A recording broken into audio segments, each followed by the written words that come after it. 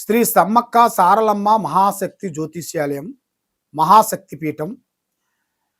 మేము ఎలాంటి సమస్యలైనా కానీ, ఎలాంటి ఇబ్బందులో ఉండవలసిన వాళ్ళు కానీ, ప్రేమ, పెళ్లి, సంతానం, ఉద్యోగం, కుటుంబ సమస్యలు, ఆర్థిక ఇబ్బందులు, కోర్టు సమస్యలు, ప్రేమ సమస్యలు, లవ్ ఫెయిలు, ఎలాంటి సమస్యలతో చాలామంది సతమతం అయిపోతుంటారు.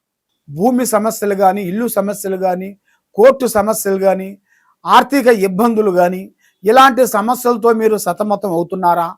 తప్పకుండా ఈ కింద ఉండాల్సిన నెంబర్కి మాకు సంప్రదించండి. 9399922254. ఓం నమ శివాయ నమ. ఓం శ్రీ మాత్రే నమ. శ్రీ వనదుర్గాయ నమ. పరబ్రహ్మ పరమాత్మ నమ. జగత్తుత్పత్తి స్థితి పలయ బ్రహ్మ హరి హరాయ త్రిగుణాత్మే సర్వగౌతిగామి దశ దత్తాత్రేయ నమసంతిని సిద్ధి కురు కురు కురు స్వ కుర్రో కుర్రు కొండ దేవత అమ్మ పలుకు, జగతమ్మ పలుకు, సమ్మక్క పలుకు, సారలమ్మ పలుకు, వనదేవత పలుకు, జాయ్ కొండ దేవత పలుకు. ప్రజలందరికీ నమస్కారము. 2026 ఆగస్టు నెల 12 రాశుల్లో ఉండవలసిన వాళ్ళందరికీ మరి వాళ్ళ స్థితిగతులు ఎలా ఉన్నాయి, వాళ్ళ యోగ నక్షత్రం ఎలాగుంది, మరి చాలామందికి రాశి ఫలాల గురించి కొంతమందికే తెలుసు, కొంతమందికి వాళ్ళ వాళ్ళ పేరు బలాన్ని బట్టి ఆలోచన చేస్తుంటారు. కొంతమంది వాళ్ళు పుట్టిన తారీఖు, పుట్టిన సమయాన్ని బట్టి వాళ్ళకి ఏ నక్షత్రం వస్తుంది, ఆ నక్షత్రం దగ్గ ఏ రాశి వస్తుంది అనేది కొంతమందికి తెలుసుకుంటారు. కొంతమంది పెద్దవాళ్ళు వాళ్ళకి తెలియకోకుండా పెద్దవాళ్ళు పేరు పెట్టేస్తారు. ఎందుకంటే వాళ్ళ గడియలు టయాలు చూసుకోకోకుండా నామకరణం అనేది చెప్తారు. పెట్టేసిన తర్వాత వాళ్ళు ఏ రాశి అనేది సతమతం అయిపోతుంటారు. మాది ఈ రాశ అనేది వాళ్ళకి ఆందోళన పడుతుంటారు. కాబట్టి మీరు అలాగ ఆందోళన పడాల్సిన పనేం లేదు. మీకు ఎలాంటి పేరున్నా, ఎలాంటి సందేహాలు ఉన్నా కూడా, మరి మీకు డేట్ ఆఫ్ బర్త్ లేకపోయినా పేరు వరకు ఉన్నా మీ పేరుని బట్టి ఏ రాశి వస్తుంది, ఏ నక్షత్రం వస్తుంది, మరి మీకు ఈ 12 రాశుల్లో ఉండవలసిన వాళ్ళకి స్థితిగతులు ఎలా ఉన్నాయి, వాళ్ళ యోగ నక్షత్రం ఎలాగుంది, వాళ్ళకి లక్ష్మీ కటాక్షమైన యోగము, కళ్యాణ యోగము, సంతాన యోగము, కుటుంబ యోగము, వాళ్ళకి భార్యాభర్తల మధ్యలో కొన్ని కలహాలు, మరి ఉద్యోగాలు అనుకున్న టయానికి రాకోకుండా ఇబ్బంది పడుతూ, మానసికమైన ఒత్తిడిలో కొన్ని ఇబ్బంది పడుతూ, అనేకమైన సమస్యలతో సతమతం అయిపోతుంటారు. కాబట్టి మీకు ఎలాంటి సమస్యలు కానీ, ఎలాంటి ఇబ్బంది కానీ ఉన్నా కూడా తప్పకుండా మమ్మల్ని ఒక్కసారి సంప్రదించినట్టుకైతే మీలో ఏముంది, మీ జాతకాన్ని బట్టి ఏం జరుగుతుంది అనేది గవ్వల వేసేసి గవ్వల ప్రకారంగా ఈ నెలలో ఈ రాశిలో మీకు ఏ కలిసి వస్తుంది, ఏది మీకు కలిసి రావదు అనేది మేము అన్నీ చూసి చెక్ చేసి మీకు అన్ని విషయాలు చూసి చెప్పగలుగుతాం. ఓం నమ శివాయ నమ. ఓం నమ శివాయ. తదుపరి రాశి కుంభరాశి. ఆగస్టు నెల 2026. మరి ఈ కుంభరాశిలో ఉండవలసిన వాళ్ళు అదృష్ట యోగం, ధనప్రాప్తి యోగం, రజకేసరి యోగం, స్థాన యోగం, కుందన యోగం. మరి ఇలా జాతక యోగాన్ని పట్టుకొని చూసుకుంటే అదృష్ట యోగం అనేది వీళ్ళకి ఆటోమేటిక్గా అనుకోకుండా అకస్మాత్తుగా ఎన్నో రోజుల నుంచి వీళ్ళు ఎన్నో కష్టాలు, ఎన్నో బాధలు పడుకుంటూ ఉండవలసిన వాళ్ళు ఈ మధ్యలో వీళ్ళకి అనుకోకుండా ఆ లక్ష్మీదేవత అనేది వీళ్ళకి కరుణించాల్సిన టైం వచ్చేసింది. ఆ అమ్మవారు ధనలక్ష్మి ప్రాప్తి అనేది ఎదురొచ్చే మార్గాలు కూడా ఇలా జాతక యోగంలో చాలా వరకు కనబడుతున్నాయి. మరి ఈ కుంభరాశి వాళ్ళు తెలివితేటలు, ఆలోచన ఎక్కువగా ఉంటుంది. చాలామంది చాలా విధానాలుగా నేను గొప్పవాడిని, గొప్పగా సాధించేశాను, గొప్పగా ఆలోచన చేశాను, అన్నీ నాకు తెలుసు అనేట్టుగా కొంతమంది ఊహించుకుంటుంటారు.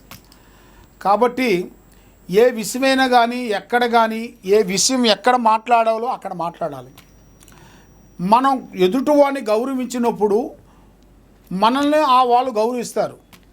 నువ్వు మమ్మల్ని గౌరవించినప్పుడు మిమ్మల్ని గౌరవించలేము కదా. అదే విధంగా అది వాళ్ళకి అర్థం కాదు. మాకు భగవంతుడు ఇచ్చినట్టుగా అన్నీ ఉన్నాయి, అన్ని విధానాలుగా బాగున్నాము అని అనుకుంటారు. కాబట్టి వాళ్ళు అప్పుడే పప్పులో కాలేస్తుంటారు. వాళ్ళ తొందరపాటే వాళ్ళని ఇబ్బంది పెడుతుంటుంది. ఒక మనిషిని మనం గౌరవించి అభిమానంగా ఆలోచించినప్పుడు దాన్ని వీళ్ళు ఏం చేయాలంటే కొద్దిగా ఓపికతో మాట్లాడాలి. ఆ ఓపిక కాకోకుండా కొంచెం సిరాకు పరాకు వచ్చేసింది అనుకోండి, దానివల్ల వీళ్ళకి రావాల్సిన కొన్ని మంచి కార్యక్రమాలు బ్రేక్ అయిపోతాయి. అది వీళ్ళు మెయిన్గా ముఖ్యంగా తెలుసుకోవాల్సింది. మరి ఈ రాశి వాళ్ళు, ఈ కుంభరాశి వాళ్ళు ఈ నెలలో 26 నుంచి 26, 27, 28 ఈ 3 తేదీల్లో వీళ్ళకి మంచి యోగం రాబోతుంది. పెద్ద పెద్ద కార్యక్రమాలు కొన్ని పూర్తి చేస్తారు. లక్ష్మి అనేది సాధించగలుగుతారు. మరి వీళ్ళకి స్థాన ప్రాప్తి అనగా ఇల్లు కట్టుకోవటం, ఇల్లు కొనటం కానీ ఇలా జాతక యోగంలో రాబోతుంది. మరి వీళ్ళు ఊహించని అదృష్ట యోగం కూడా కొన్ని రాబోతున్నాయి. కాబట్టి కొన్ని సమస్యలతో కొంత సతమతం అయిపోతుంటారు వీళ్ళు. ఎందువల్లంటే కుటుంబంలో కొడుకులకి కళ్యాణం చేసిన తర్వాత వీళ్ళకి ఆ ప్రాబ్లం ఎదురవుతుంది. అప్పుడు దాకా వీళ్ళకి తెలియదు. కళ్యాణం చేసిన తర్వాత కోడల నుంచి కొన్ని సమస్యలు ఎదురవుతాయి. లేనిపోయిన సమస్యలు, కుటుంబంలో ఎవరు చేయని కొన్ని పనులు, పిల్లలకు కానీ పెద్దవాళ్ళకు కానీ డిస్టర్బెంట్ చేయటం, మనశ్శాంతి లేకుండా చేయటం, ఇలాంటి సమస్యలతో వీళ్ళు చాలా వరకు ఇబ్బంది పడిపోతారు.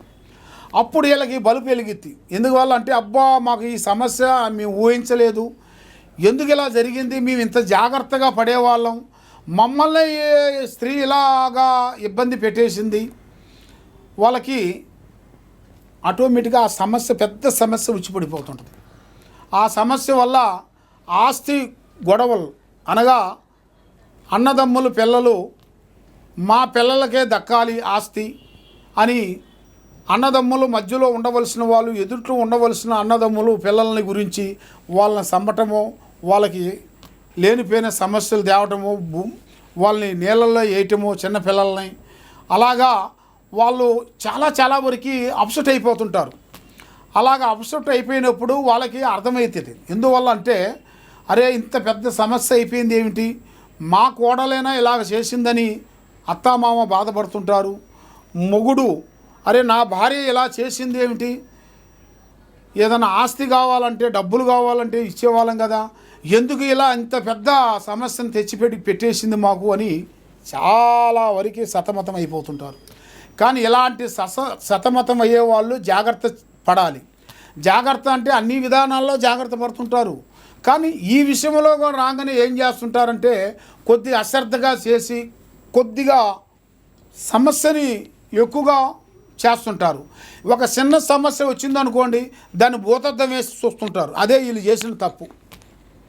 ఒక సమస్య ఉందనుకోండి, దాన్ని భూతద్దం వేసి చూడకూడదు. భూతద్దం వేశారంటే ఆ సమస్య పెరిగిపోతుంది. దానివల్ల లేనిపోయిన సమస్య చాలా వరకు ఎదురొచ్చే మార్గాలు ఉన్నాయి. కాబట్టి దాన్ని మీరు తెలుసుకుంటే మంచిగా అభివృద్ధి పొందుతారు. ఓం నమః శివాయ. ఓం నమః శివాయ. ఈ విధంగా చాలామంది చాలా విధానాలతో బాధపడుతూ ఆరోగ్య సమస్యలతో, కుటుంబ సమస్యలతో, ఎంతోమంది కొన్ని సమస్యలతో బాధపడే వాళ్ళందరికీ మేము అమ్మవారు పూజా బలం చేసి ఈ వేరు మేము పూజా బంధన చేసి అమ్మవారు భూమిలో నుంచి మేము పీకుతాం. ఈ భూమిలో నుంచి మేము పీకేటప్పుడు దీనికి పసుపు కుంకుమ వేసేసి అమ్మవారు మంత్రాన్ని చదివి మేము తీస్తాం. ఇది సభకట్టు వేరు. అంటే నరదిష్టి లేకోకుండా, ఆరోగ్యం బాగుండేట్టుగా, మనశ్శాంతి ఉండేట్టుగా, కుటుంబంలో ఎలాంటి సమస్యలున్నా, ఎలాంటి ఇబ్బందులు పడుతున్నా ఇది అమ్మవారు పూజా బంధన చేసి మేము ఇది వేరుని తీసి చాలామంది ప్రజలకి, ఎంతోమంది ప్రజలకి మేము ఇచ్చాము. గత 30 సంవత్సరాల నుంచి వచ్చిన మా దగ్గర ఉన్న భక్తులందరికీ ఈ వేరు ఇచ్చి మేము అమ్మవారు పూజా బలం చేసిన దానివల్ల ఎంతోమంది గొప్పవాళ్ళు అయిపోయారు, కుబేరులు అయిపోయారు. కాబట్టి తప్పకుండా మీరు మా దగ్గరికి మీరు వచ్చి ఈ వేరు మీరు తీసుకొని వెళ్ళినట్టుగైతే మీ కుటుంబంలో ఎలాంటి సమస్యలు కూడా తీరిపోతాయి. ఈ వేరుని మీరు తెల్లగుడ్డలేసి పసుపు కుంకుమ వేసి ఇంటికి కట్టుకోవాలి. ఈ వేరు వల్ల మీకు అష్టౌశ్వర్యాలు, భాగ్యభోగాలు, మనశ్శాంతి ప్రాప్తి కలుగుతాయి. కాబట్టి మాది ఇక్కడ దిల్సుఖ్ నగరు సాయిబాబా గుడి ఎదురుగా శ్రీ సమ్మక్క సారలమ్మ మహాశక్తి పీఠం తప్పకుండా మీరు మా దగ్గరికి వచ్చి వేరు తీసుకొని వెళ్ళినట్టయితే మీకు అన్ని పనులు విజయవంతం అవుతాయి.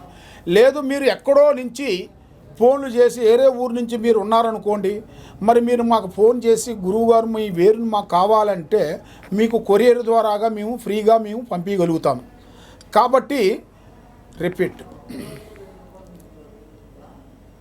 ఈ వేరుని మేము కొరియర్ ద్వారాగా మేము పంపించగలుగుతాము.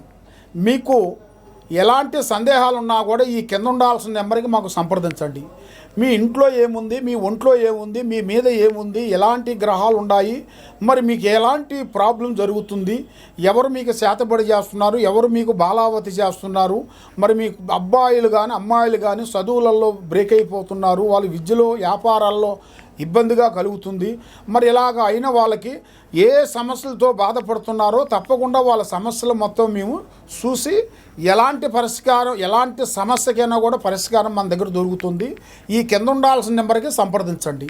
సర్వో జనా సుఖినో భవంతు. ఓం నమః శివాయ నమః.